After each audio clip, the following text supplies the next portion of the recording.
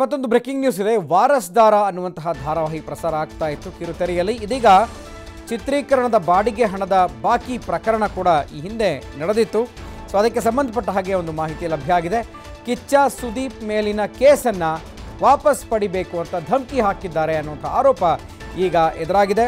ಸುದೀಪ್ ಅಭಿಮಾನಿಗಳ ಸಂಘದ ರಾಜ್ಯಾಧ್ಯಕ್ಷ ನವೀನ್ ಅಂತ ಹೇಳಿಕೊಂಡು ಧಮಕಿ ಹಾಕಿದ್ದಾನಂತೆ. ನವೀನ್ ಅನ್ನುವಂಥ ವ್ಯಕ್ತಿ ಮಾಲೀಕ ದೀಪಕ್ ಮಯೂರ್ ಪಟೇಲ್ಗೆ ಧಮಕಿ ಹಾಕಿರುವಂತಹ ನವೀನ್ ಅಂತ ಹೇಳಿ ಈಗ ಆರೋಪವನ್ನು ಮಾಡ್ತಾ ಇದ್ದಾರೆ.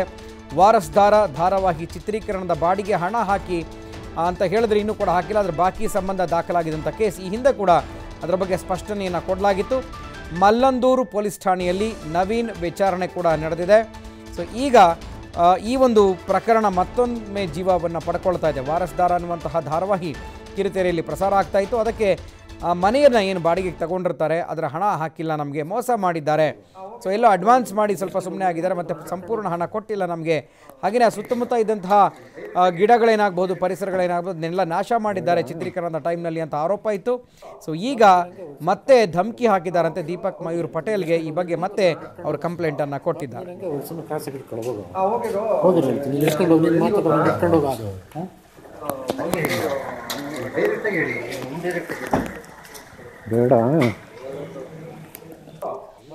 ಎಸ್, ಮತ್ತಷ್ಟು ಮಾಹಿತಿಯನ್ನು ನಮ್ಮ ಚಿಕ್ಕಮಗಳೂರಿನ ಪ್ರತಿನಿಧಿ ಪ್ರವೀಣ್ ಮತ್ತಷ್ಟು ಮಾಹಿತಿಯನ್ನು ಕೊಡ್ತಾರೆ.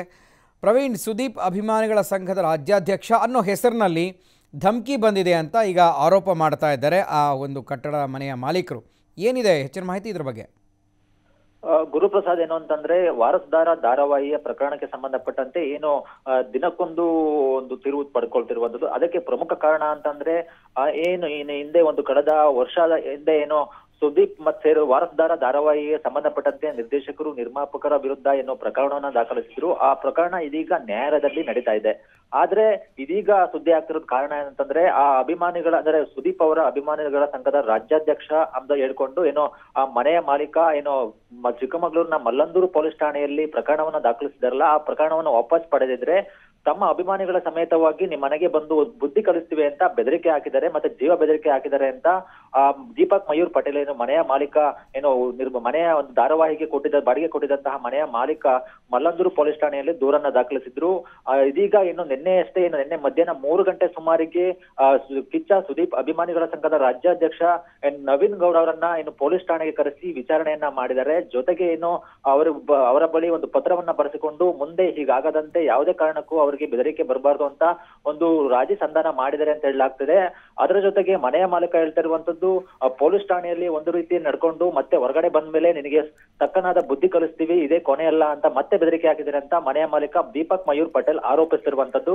ಜೊತೆಗೆ ಇದೀಗ ಏನು ದಿನದಿಂದ ದಿನಕ್ಕೆ ಈ ಪ್ರಕರಣ ಮತ್ತೆ ಕೆಲವೊಂದು ತಿರುವುಗಳನ್ನ ಪಡ್ಕೊಳ್ತಾ ಇದೆ. ಜೊತೆಗೆ ಅಣ್ಣ SP ಅವರು ಚಿಕ್ಕಮಗಳೂರಿನ SP ಆಗಿದ್ದಂತಹ ಅಣ್ಣಾಮಲೈ ಅವರು ಇದ್ದಾಗಲೂ ಕೂಡ ರಾಜಿ ಸಂಧಾನ ಮಾಡುವಂತ ಪ್ರಯತ್ನವನ್ನ ಮಾಡಿದ್ರು. ಆದ್ರೆ ಈ ಪ್ರಕರಣ ದಿನದಿಂದ ದಿನಕ್ಕೆ ಮತ್ತೆ ಈ ತರ ಆಗ್ತಾ ಇರುವಂತದ್ದು. ಎಲ್ಲೋ ಒಂದ್ ಕಡೆ ಇವ್ರಿಗೆ ಮನೆ ಬಾಡಿಗೆ ಕೊಟ್ಟು ಮತ್ತೆ ತಲೆನೋವಾಗಿರುವಂತದ್ದು, ಒಂದು ಪ್ರಾಣ ಭೀತಿಯಲ್ಲಿ ನಾವು ಬದುಕ್ತಾ ಇದ್ದೇವೆ ಅಂತ ದೀಪಕ್ ಮಯೂರ್ ಪಟೇಲ್ ಕುಟುಂಬಸ್ಥರು ಆರೋಪಿಸ್ತಾ ಇರುವಂತದ್ದು. Guruprasad. Okay, thank you Praveen ಮಾಹಿತಿಗೆ.